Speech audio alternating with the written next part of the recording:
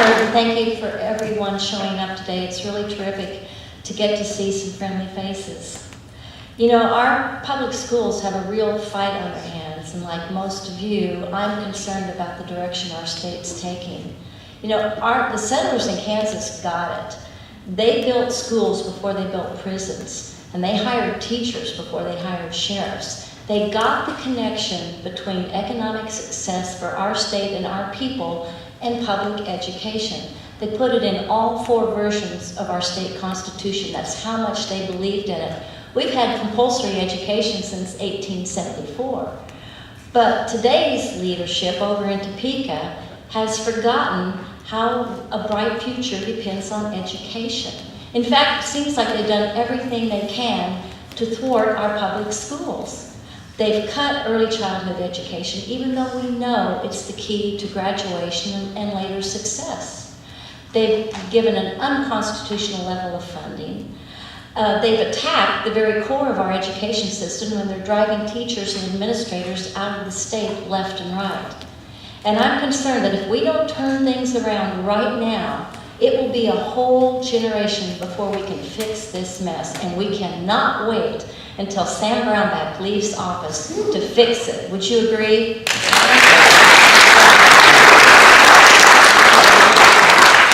A chance in November to not only hire 165 people who care about public schools, but we have 5 state board races up, and that's why I'm running for the State Board of Education. It's been no more important time in our state that we have cool heads on the state board who do not devolve back to a national laughingstock, but keep our state moving forward. The State Board of Ed has some great goals that I buy into. I'm really ready, willing, and able to help them move forward on individual plans for kids, on a quality teacher in front of every child, not just any teacher, on making sure that we have rigorous standards, and that our state is restored to the excellent reputation that it has had in the past for public schools.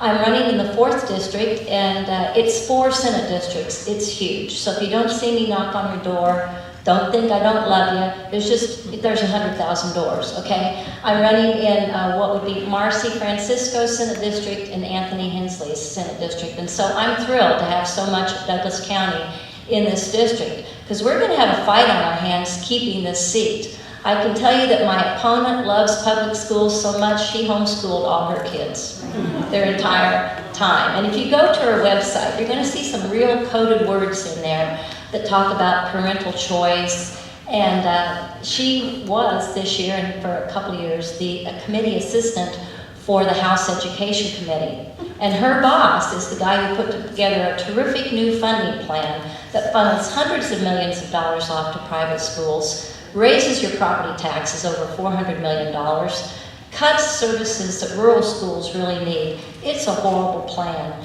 They plan to privatize public schools, which would be a disaster for our state.